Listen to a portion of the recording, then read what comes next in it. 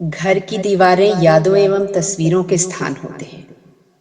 अभिलाषाओं एवं आकांक्षाओं को संजोने के लिए छत और दीवार से घर को रूप, आकार देना है।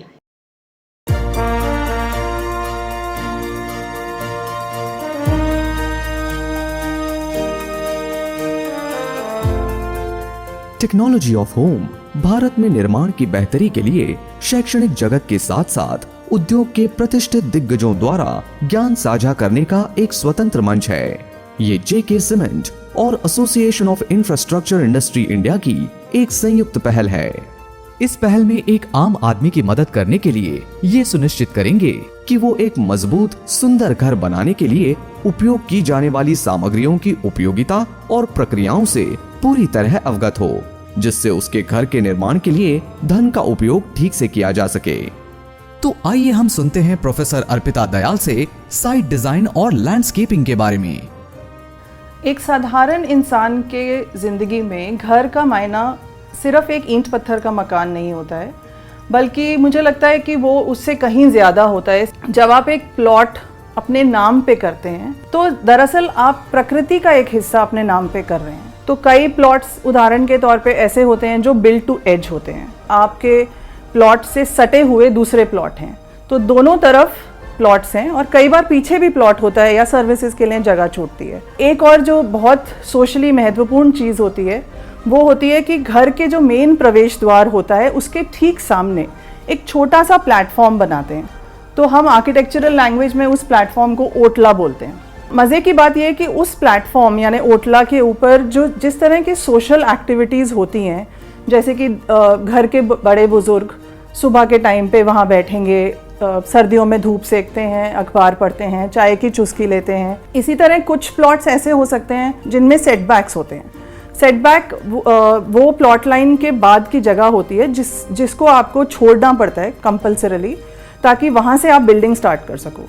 और ये जगह वो होती है जहाँ पे कि आप जो आपके पास उपयुक्त होती है ताकि आप अपनी लैंडस्केपिंग या कोई भी साइट रिलेटेड चीज़ें कर सकते हैं। इसके अलावा अगर आपका प्लॉट इससे भी बड़ा है जिसमें कि सेटबैक्स छोड़ने के बाद भी आपके पास आंगन या फिर ड्राइववे या लॉन छोड़ने की जगह हो सकती है, जिस जगह आपका प्लॉट है उस जगह का हवा, तापमान, सूरज और बारिश, इन सब बातों के बारे में सोचना बेहद ज़रूरी है। और ख़ास करके अब जबकि क्लाइमेट चेंज एक बहुत बड़ा मुद्दा बना हुआ है।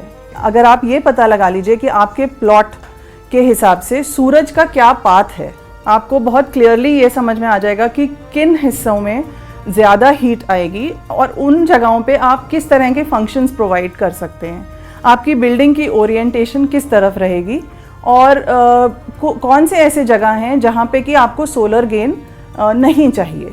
इसके साथ ही जो महत्वपूर्ण है वो है साइट की जो ज़मीन है वो समतल है या फिर ऊंची नीची है। मानिए कि साइट के निचले हिस्से हैं, वहाँ पे पानी जमा होएगा और फिर वो लो लाइंग और वेट एरियाज़ बन जाएंगे और इन एरियाज़ में फिर नींव खोदना मुश्किल हो जाता है। ऐसे ही अगर कोई साइट के ऊंचे एरियाज़ हैं तो वो साइट लाइंस ब्लॉक हो जाती हैं, तो आप अपने साइट का जो लेवल है उसको थोड़ा सा रेज़ कर सकते हो ताकि वो साइट लाइंस ब्लॉक ना हो। अगर आप पता लगाएं कि आपकी साइट की जो सॉइल है यानी मिट्टी है उसका क्या बियरिंग कैपेसिटी है, तो इससे आप ये समझ सकते हैं कि साइट के किस हिस्से में आप अपने घर को बना सकते हैं और किस हिस्से में नहीं बना सकते। अगर आप छोटे पैमाने पे बात करें तो आपकी साइट के चारों तरफ की जो एक लेयर है आप उसको स्टडी करना बेहद ज़रूरी है। तो इसका मतलब ये है कि इससे अगर आप ये देख लें कि चारों तरफ क्या हो रहा है तो उस हिसाब से आप अपनी एंट्रेंस प्लान कर सकते हैं, आपको किस तरफ खिड़कियां दरवाजे ज़्यादा देने हैं, आपको अपना प्रवेश द्वार कहाँ रखना है, आपको किन जगहों को खाली छोड़ना है, कहाँ पे ट्रांसपेरेंसी ज़्यादा चाहिए, कहाँ पे प्राइवेसी ज़्यादा चाहिए। छोटी से छोटी जगह भी आपके घर का या प्लॉट का जो एक माइक्रो क्लाइमेट होता है उसको इम्पैक्ट कर सकता है अगर आप उसको ढंग से डिज़ाइन करें। तो इसलिए अगर एक छोटा पैच भी है तो आप उसमें लैंडस्केपिंग कर सकते हैं। अनिवार्य रूप से दो प्रकार के लैंडस्केप्स होते हैं, सॉफ्ट स्केप यानी ग्रीन स्केप या फिर हार्ड स्केप। तो जाहिर सी बात है कि सॉफ्ट स्केप में वो जीवित तत्व आएंगे जैसे कि पेड़, पौधे, घास इत्यादि, और हार्डस्केप्स में आएगा कंक्रीट, पेवर ब्लॉक्स, बजरी एट्सेट्रा। आप कुछ कर्व्ड लाइंस भी यूज़ कर सकते हैं, कुछ स्ट्रेट लाइंस यूज़ कर सकते हैं। आप कुछ नेचुरल लाइट और आर्टिफिशियल लाइट दोनों की तरफ देख सकते हैं। आप बाहर बैठने की जगहें बना सकते हैं जिनको हम आर्किटेक्चरल लैंग्वेज में पॉज पॉइंट्स बोलते हैं, कि आप वहाँ बैठ के सिर्फ उस जगह का आनंद ले सकें। आप ऐसा मटेरियल यूज़ करिए जिसको बार बार रिप्लेस करने की ज़रूरत ना पड़े, जो वेदर प्रूफ हो और जो सुविधाजनक हो, लंबा चले, तो बेहतर रहेगा। अगर आप बात करें लैंडस्केपिंग करने के स्टेप्स के बारे में, तो सबसे पहले आपको अपने प्लॉट का एक रूपरेखा तैयार करनी पड़ेगी, जिसमें कि आप साइट का ओवरव्यू, आप कहाँ से एंटर कर रहे हैं और कहाँ पे आप खुली जगह दे रहे हैं, इन सब चीज़ों के बारे में सोचना पड़ेगा।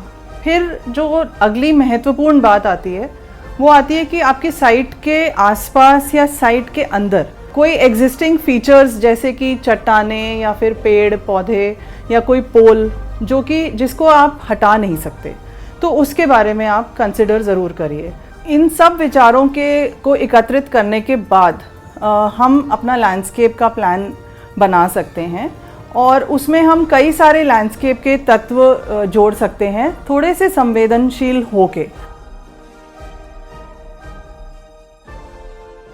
प्रोफेसर अर्पिता दयाल, सहायक professor, school of planning and architecture, नई दिल्ली, एक उत्साही शिक्षाविद हैं जिनके पास शहरी डिजाइन और वास्तुकला में 16 साल से अधिक का शोध और कार्य अनुभव है, जिसमें 10 साल का शिक्षण अनुभव भी शामिल है।